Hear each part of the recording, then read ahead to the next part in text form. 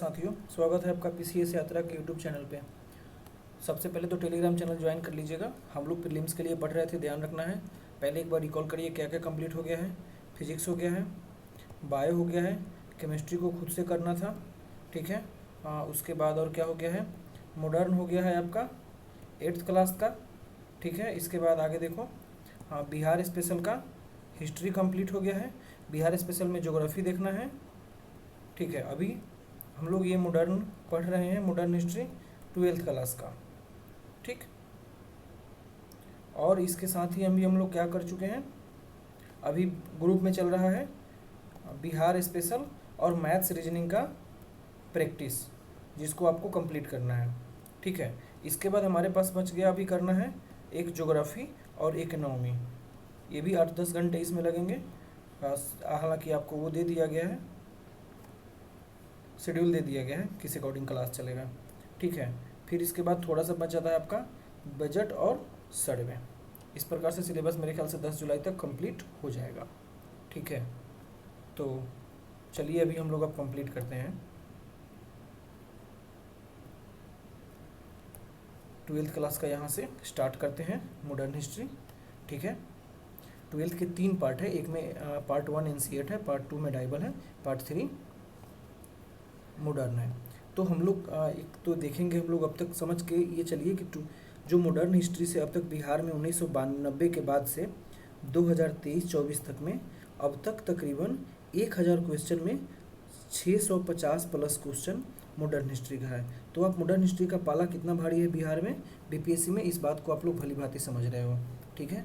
1000 में 650 क्वेश्चन आना कितना इंपॉर्टेंट होता है।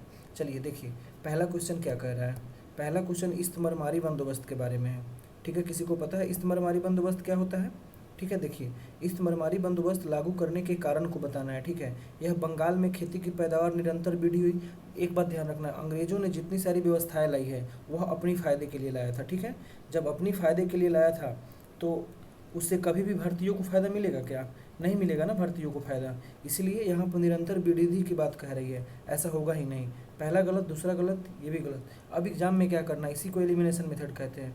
एग्जाम में क्या करना है, आगे ऑप्शन ये 2 और 3 स्टेटमेंट पढ़ना भी नहीं है, 2 और 3 लगाना है और आगे बढ़ना है, ठीक है। चलिए यहाँ पर देख लेते हैं थोड़ा सा।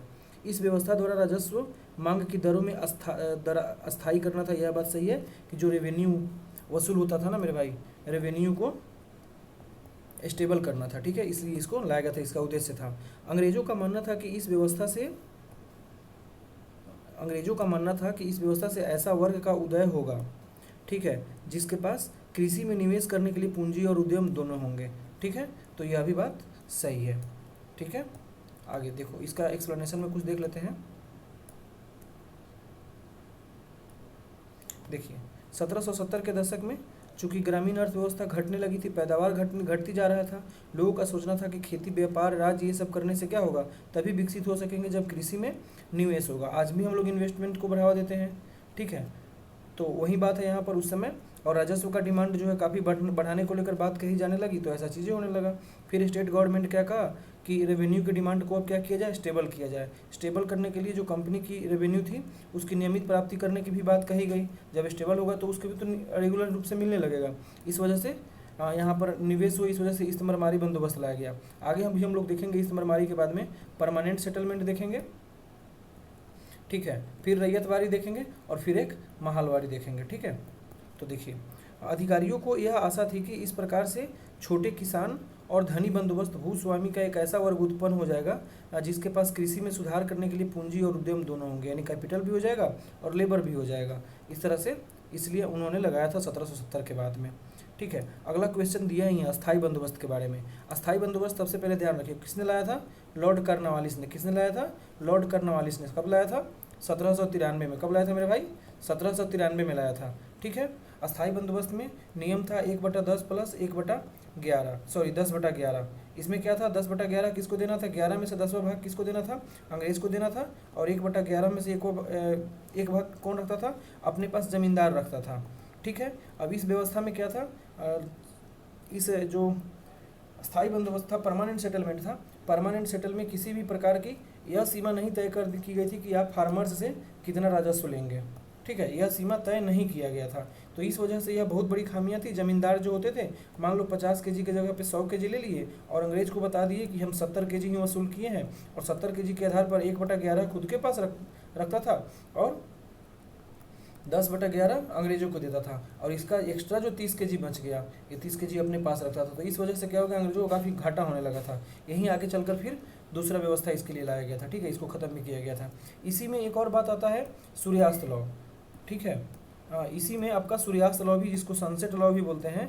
सनसेट लॉ क्या था ना मेरे भाई, कि किसी जमींदार को कहा गया कि आप 10 जनवरी के शाम के 4 बजे तक आपको क्या करना है, सारा के सारा रेवेन्यू चुका देना है। अगर आप रेवेन्यू नहीं चुकाओगे तो फिर आपका सूर्यास्त होते होते क्या हो जाएगा, आपकी ज़मींदारी चली जाएगी। तो इसको बोलते हैं हम लोग सूर्यास्त कानून, ठीक है। इसके बाद इसमें एक और बात क्या था, यह कहाँ कहाँ लागू हुआ था, बंगाल, याद रखना है इसको, बिहार, ठीक है, एक था उड़ीसा, ठीक है, एक था नॉर्थ कर्नाटक, और एक और था यूपी का बनारस वाला भाग, ठीक है, यहाँ पर ये लागू था, ठीक है, इसको याद रखना है, ठीक है। अब आपके लिए क्वेश्चन यहाँ पे छोड़ते हैं, यह भारत के संपूर्ण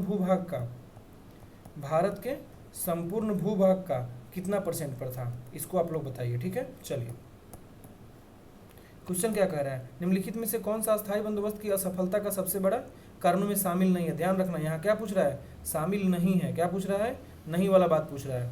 तो कौन सा शामिल नहीं था, राजस्व की राशि प्रारंभ में अधिक थी, उस समय उपज की कीमतें नीची थी, राजस्व समान था, जमींदारों को सीमित अधिकार था। कौन था, जल्दी से बताइए, ठीक है। तो राजस्व का जो मांग था वो समान वाली जो बात है ना, राजस्व की मांग समान थोड़ी ना थी, अभी तो हम लोग देखे थे 1/11, 10/11 वाली बातें, कितना डाइवर्सिफाइड था। इस वजह से इसका आंसर क्या हो जाएगा मेरे भाई, इसका आंसर हो जाएगा सी हो जाएगा, ठीक है। और अभी हम लोग डिटेल में देख ही लिए कि क्या होता है अस्थायी बंदोबस्त, ठीक है। देख लिए ना, सूर्यास्त विधि अभी हम लोग देखे ही थे, यहाँ पर क्या है, सूर्यास्त विधि है, इस्तेमारी, राजस्व इकट्ठा करना, फिर क्या 1793 के आसपास की बात है, कर्नवालिस ने इसको किया था, ठीक है।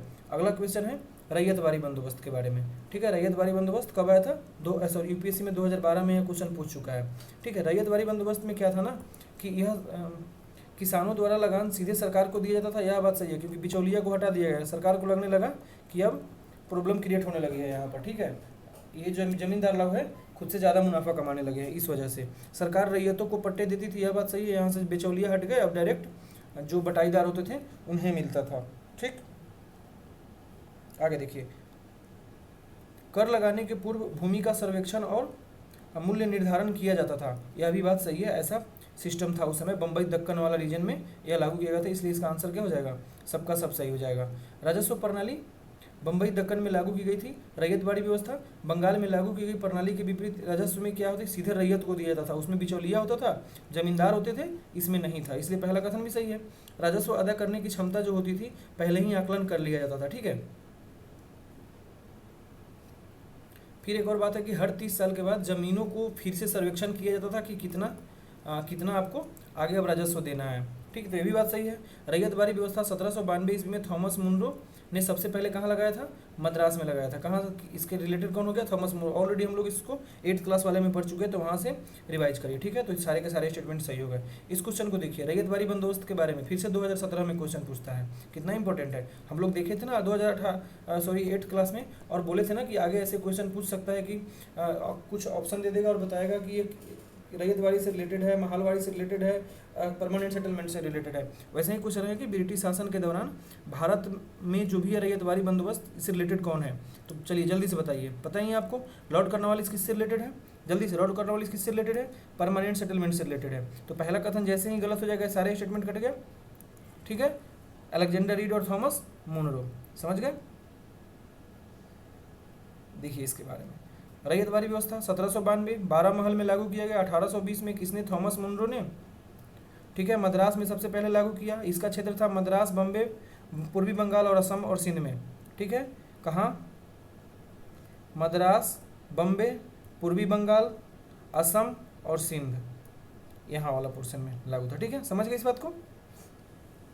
उसके बाद कहाँ, इसमें 51% भूमि पर था। अभी हम लोग ये क्वेश्चन आपके लिए छोड़े थे, कौन सा क्वेश्चन था, परमानेंट सेटलमेंट कितने % पे था, उसको भी आपको बताना है। चलिए ये कितने पे था, 51% पे था। कौन सा, रैयतवाड़ी, ठीक है। इसमें जो टैक्स होता था 33 से लेकर 55% पर होता था, ठीक है। हालांकि जो इस व्यवस्था के जनक जिसको माना जाता है उसका नाम है गोल्डन स्मिथ विंगेट, इसका नाम है। चलिए ठीक है, यहाँ पर इस्तेमारी अस्थायी बंदोबस्त से रिलेटेड कौन था हम लोग ऑलरेडी देख चुके हैं 8th क्लास में, ठीक है। कहाँ ये 19% पे था, अभी जो क्वेश्चन छोड़े थे आप लोग के लिए ना, ये 19% पे है, ठीक है, इसको याद रखना है। फिर महलवारी बंदोबस्त के बारे में है। महलवारी बंदोबस्त अवध में, मध्य प्रांत, पंजाब में लगभग 30% भागों पर था, ठीक है। इसमें महाल यानी कि गांव का एक मुखिया चुन लिया जाता था, उन्हीं को जमीन दिया जाता था, ठीक है। फिर से यहाँ पर बिचौलिए वाली बात आ गई थी, ओके। चलिए अब निम्नलिखित कथन पर विचार करें इस क्वेश्चन में, इस क्वेश्चन को देखिए। निम्नलिखित कथन पर विचार करिए, बताना है संथाल राजमहल की पहाड़ियों के अस्थायी निवासी थे, क्या यह बात सही है? संथाल कहाँ था? राजमहल वहीं भागलपुर वाला रीजन। यह तो इंपॉर्टेंट भी है ना बिहार स्पेशल की दृष्टि से, यह तो बिहार का क्वेश्चन हो गया। महताब चंद ने संथाल विद्रोह में संथालों का साथ दिया, बताइए कि आप लोग ये बात पढ़े हैं? अगर एग्जाम में पूछ दिया वहीं तो क्या करोगे, बताओ जल्दी से, क्या यह बात सही है? महताब चंद ने संथाल विद्रोह में संथालों का साथ दिया था, यह बात सही है। संथाल झूम के तिगरे, अरे भाई मैंने क्या कर दिया, सॉरी गलत हो गई। यहाँ पर पूछ रहा है सत्य कथन, ठीक है। संथाल झूम खेती करते थे, यह बात सही है। जहाँ जहाँ तीसरा स्टेटमेंट होगा वह आंसर नहीं होगा, क्योंकि हमें गलत को चुनना है। यह भी गलत, यह भी गलत, यह भी गलत। एग्जाम में क्या करना है, कुछ करना ही नहीं है, आराम से 1 और 2 मारना है और आगे बढ़ जाना है, ठीक है। देखिए संथाल राजमहल की पहाड़ी में रहते थे, जल्दी से बताइए संथाल कहाँ रहते थे? क्या राजमहल में रहते थे? नहीं, संथाल जो है 1780 के दशक में बंगाल में आने लगे थे, और ये राजमहल की पहाड़ी में तो नहीं थे ना, ठीक है। जो मेहताब चंद थे संथाल विद्रोह में संथालों का साथ दिया था। क्या मेहताब चंद का नाम अभी हम लोगों ने सुना है? नहीं सुना है। मेहताब चंद ऐसा कुछ थे ही नहीं, ठीक है। मेहताब चंद जो थे वर्धमान की जमींदारी काफ़ी फली फूली, मेहताब चंद ने संथाल के विद्रोह का साथ नहीं दिया था। उन्होंने मेहताब चंद जो थे यह ब्रिटिशर्स का साथ दिए थे। किसका दिए थे? ब्रिटिशर्स का साथ दिए थे, ठीक है। इसलिए गलत कथन केवल 1 और 2 हो गया, ठीक। अगला क्वेश्चन देखिए। अगला क्वेश्चन है संथाल में दामन इकोह का संबंध किससे है? दामन इकोह, दामन इकोह का मतलब क्या होता है? संथाल परगना था उसी का निर्माण हो गया, ठीक है। जल्दी से आप एक बार रिकॉल करो संथाल विद्रोह को लेकर 1855-56, ठीक है। सिद्धू कान्हू, ठीक है, नेता का नाम हो गया। कहाँ?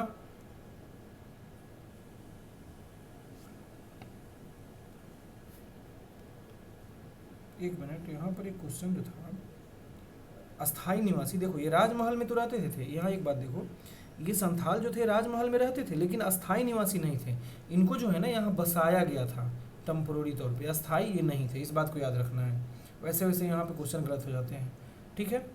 तो ये संथाल परगना से रिलेटेड है दामन इकोह, ये बात सही है। अभी हम लोग 1855-56 ये सब चीज़ें देख लिए एक बार, यह नहीं पढ़ना है, ठीक। यह चीज़ें मेंस में आपको लिखने में काम आएगा, ठीक है। फिर देखिए संथाल विद्रोह से रिलेटेड और बातें हैं। संथाल विद्रोह को शांत हो जाने के बाद औपनिवेशिक शासन द्वारा कौन सा उपाय किया गया? यह 2018 का क्वेश्चन है। संथाल परगना नामक नया क्षेत्र का सृजन किया गया, सही है।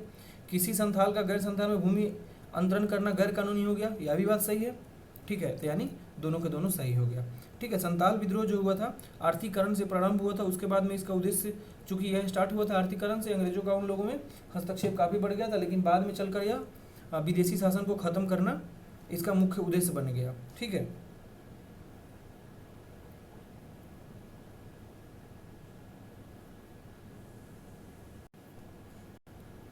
यह विद्रोह जो था भागलपुर एवं राजमहल की पहाड़ियों में हुआ था, जिला में, ठीक है। उस समय 1855-56 में हुआ था। राजमहल की पहाड़ियों में संथाल विद्रोह हुआ था, ठीक है। सिद्धू और कान्हू, भैरव चांद इसके नेता थे।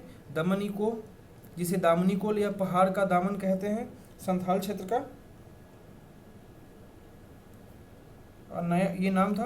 ब्रिटिश सरकार ने संथाल परगना नामक नए क्षेत्र का विकास किया। अब हम लोग 10-12 मिनट में फिर से ये देखते हैं अगला 1857 के रिलेटेड, ठीक है।